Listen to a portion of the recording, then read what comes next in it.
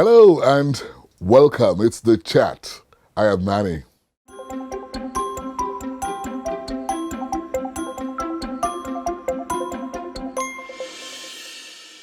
Towards the end of the 80s, when it seemed as if there were only two people dominating the music scene, Onyeka Onwenu and late Christy Essien, a certain young lady was like a bolt out of the blue, stormed into the music scene, and the rest is history.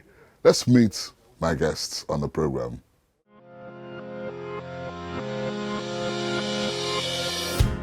Stella Monye, with 6 albums to her credit and over 24 years in the business, ranks among Nigeria's top female musicians. Her hit tracks, Okomiye and Kilode, produced more than 20 years ago, are still sweet to the ears of genuine music lovers. She was born in Ibadan, Oyo State in the 60s to Mr. and Mrs. Christian Onyekama. She obtained a degree in theatre arts at Obafemi Awolowo University in Ile-Ife. She was a member of a musical group called the Noah Band. Stella began her artistic career at age 14 when she boldly went on the Art Holiday Show, a very popular musical program on NTA network service, where she rendered the song Elenua.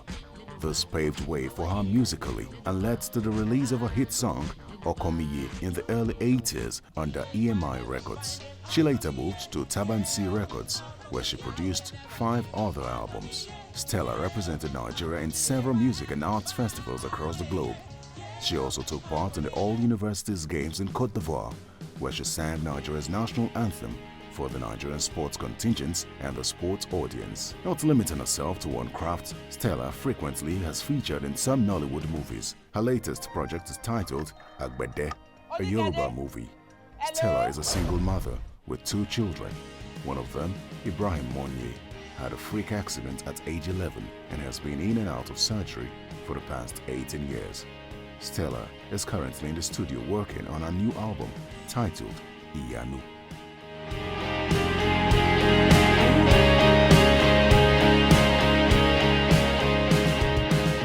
This is me face to face with Stella Monye. Sensational. You know, I know that nobody can take that velvety voice away from you. But let's put it on record, Stella, that this is where you recorded. Yes. Your first and only album. Yes, my first album. And we're in the studio waiting for another album after almost, how many years break?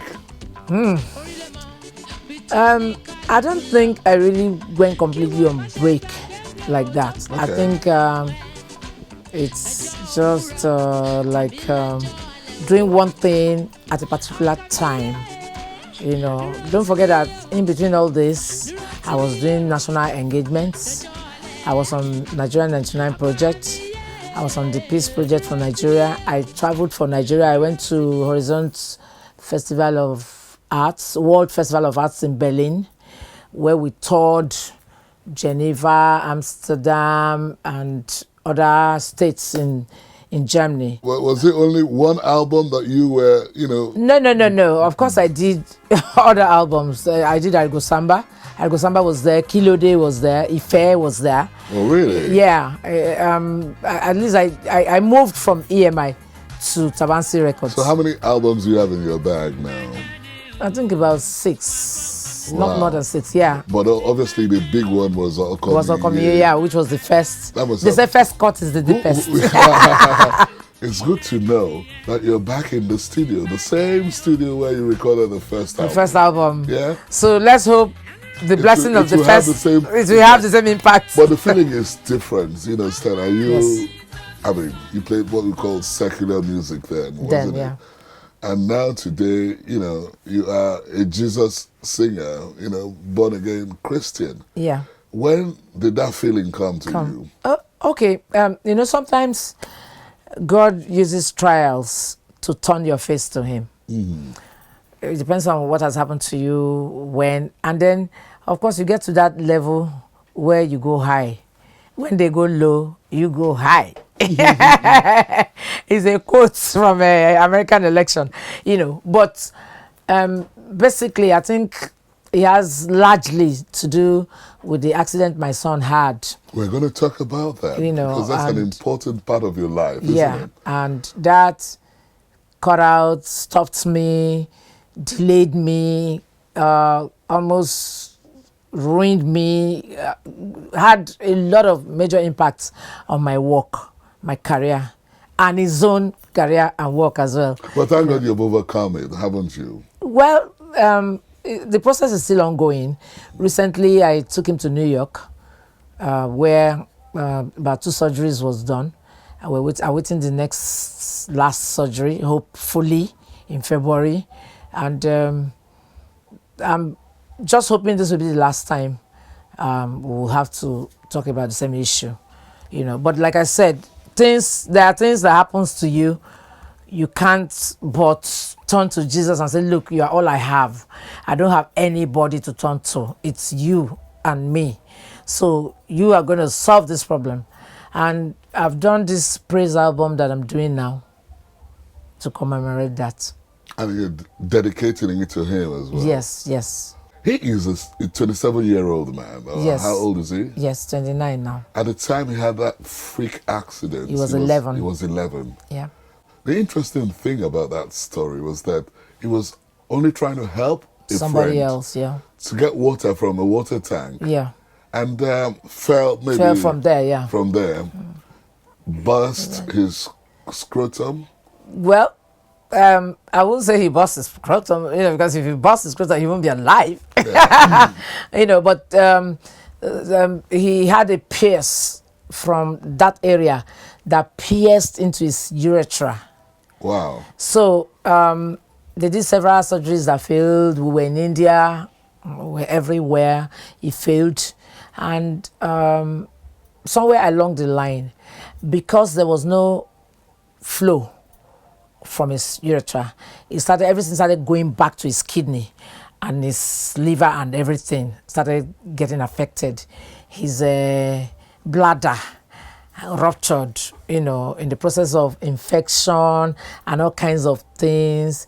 It's been a really long, it affected painful you. journey. He affected you as the mother. Yes. What about him? Did he affect him that much in Yes, terms of psychologically education? and otherwise. The only thing is that I managed to make him do a lot of online course. While he's lying down on the hospital beds, he was doing course. He was choosing courses to do. And today he has been able to do a lot of course in IT. And I'm very proud that he's a very intelligent boy, and he's a very sharp Who was person. he taking after, the father or the mother? He came on his own. I read at some points, that you were looking for some funds to help you. Yes, we did. Yeah, and we did. Did you make enough? My disappointment really was the Nigerian government, to think that it was when I went for Nigeria 99, when we went to present the theme song to General Abdulsalam Abubakar. That was when my son fell, because I left him behind. He was just 11. And he probably sneaked out to his friends on their way to lesson because I'm not around. Normally, I would take my son and go and drop him at the lesson. But in this case, mommy is not around. So he felt, let me go to my friends, my neighbors, so we can all move together to lesson. I know you very well, Stella. Your son, Ibrahim, obviously he's not from your late, partner. Is it Tony St. I? Okay, my friend, no. Oh, okay. Definitely you had him not. before Tony. You started a relationship with Tony? Yes. Oh, okay. I didn't know that you guys were like it was a shock, 5 and 6 at some point. Well, things happen, sometimes you think this is the right thing and then it turns out not to work out, So it was a very tough, turbulent time. Are you in a relationship now? With Jesus, yes.